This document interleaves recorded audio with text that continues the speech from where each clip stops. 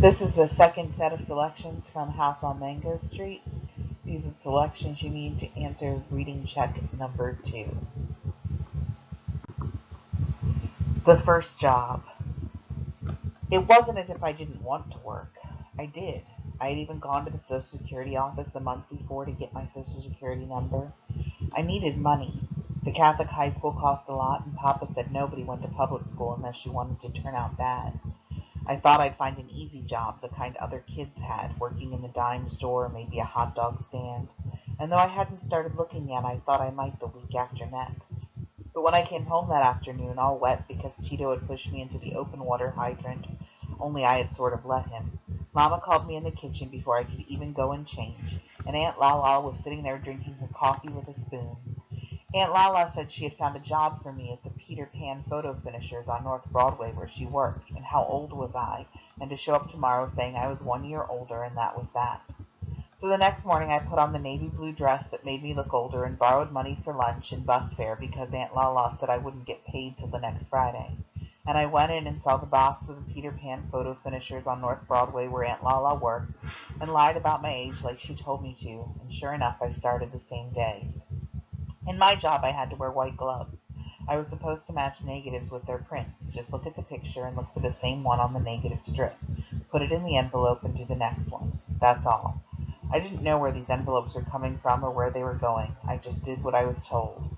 It was real easy. I guess I wouldn't have minded it except that you got tired after a while, and I didn't know if I could sit down or not.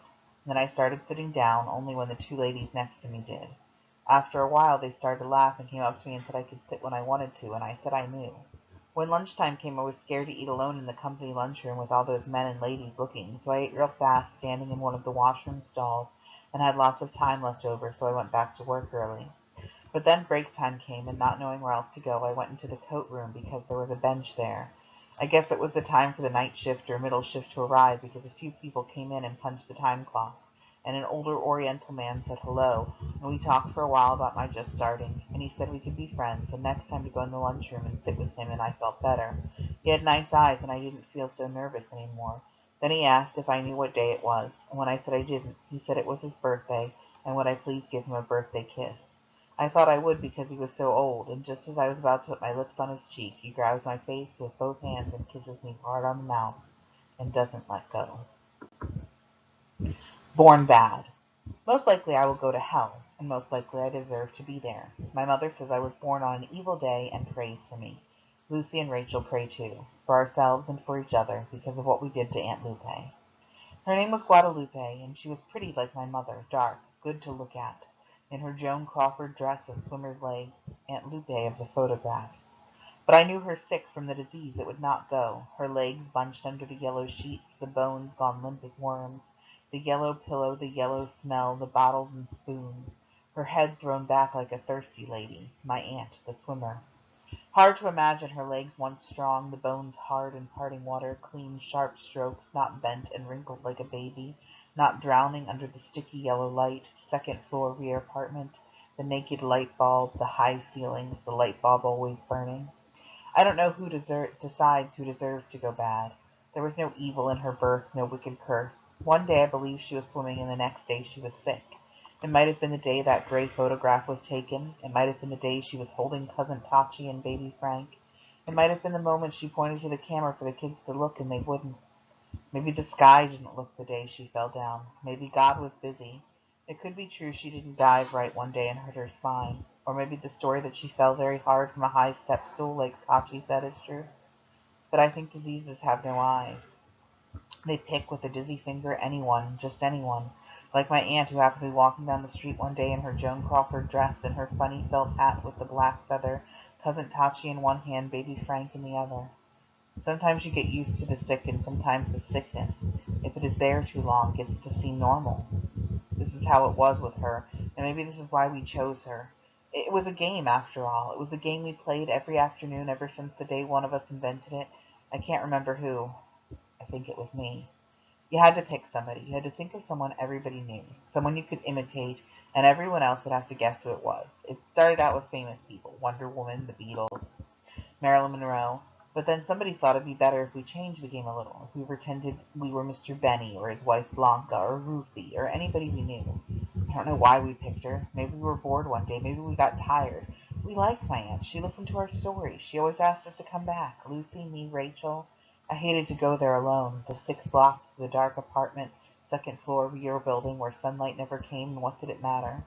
My aunt was blind by then. She never saw the dirty dishes in the sink. She couldn't see the ceilings dusty with flies, the ugly maroon walls, the bottles and sticky spoons. I can't forget the smell, like sticky capsules filled with jelly. My aunt, a little oyster, a little piece of meat on an open shell for us to look at. Hello, hello, as if she had fallen into a well. I took my library books to her house. I read her stories. I liked the book The Water Babies. She liked it too. I never knew how sick she was until that day I tried to show her one of the pictures in the book, a beautiful color picture of the water baby swimming in the sea. I held the book up to her face. I can't see it, she said. I'm blind. And then I was ashamed. She listened to every book, every poem I read her. One day I read her one of my own. I came very close. I whispered it into the pillow. I want to be like the waves on the sea, like the clouds in the wind, but I'm mean.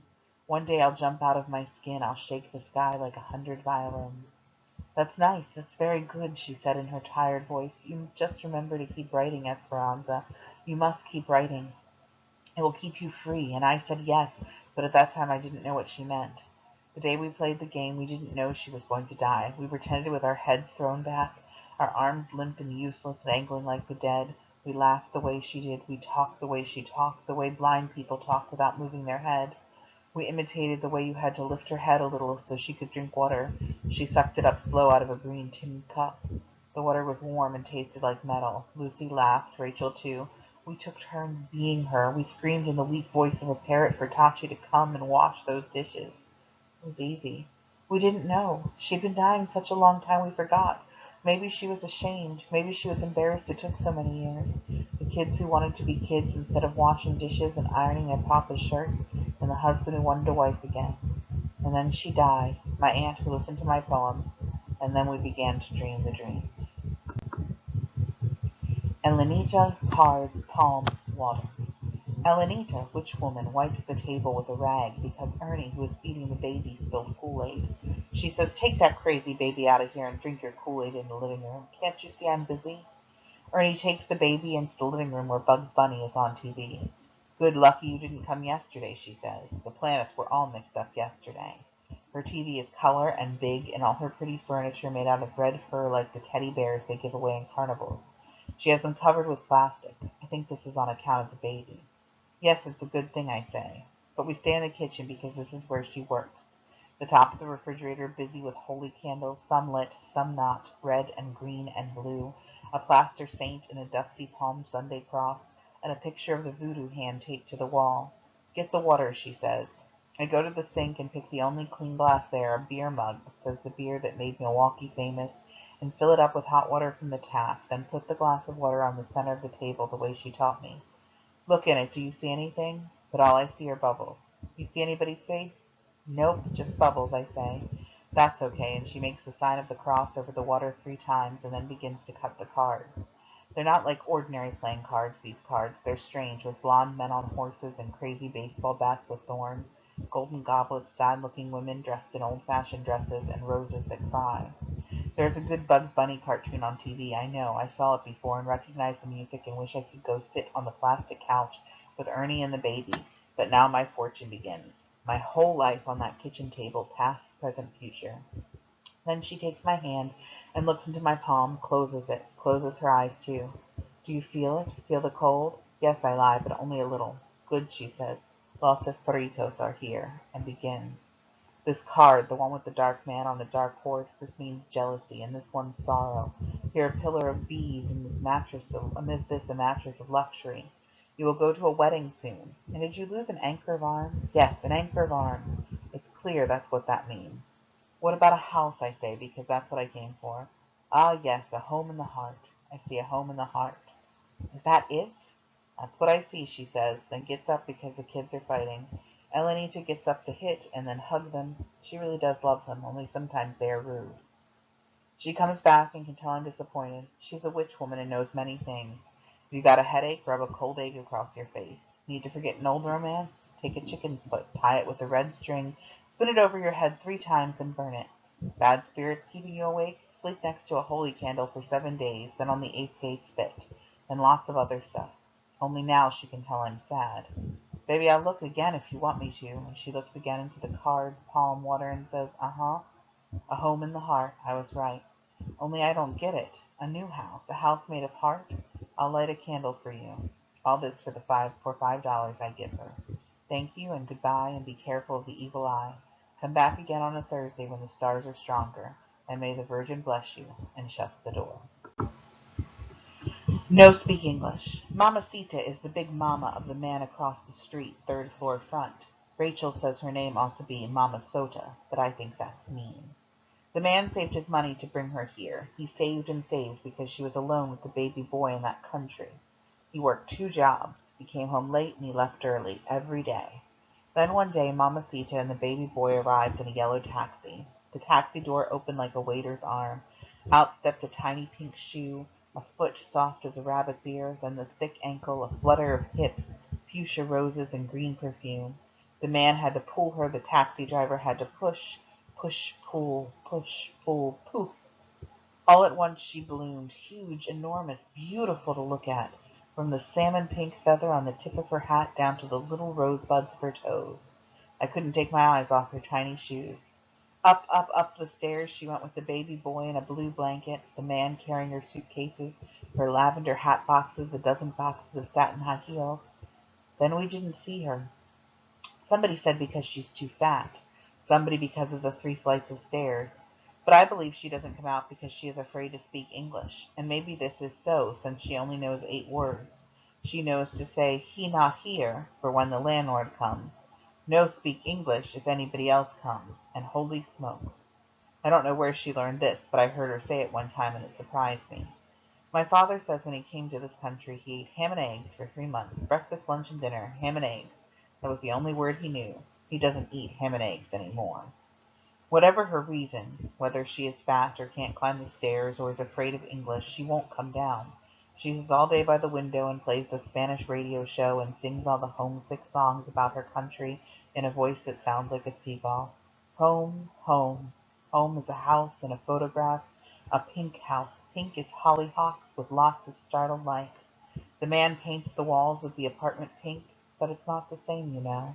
She still sighs for her pink house, and then I think she cries. I would.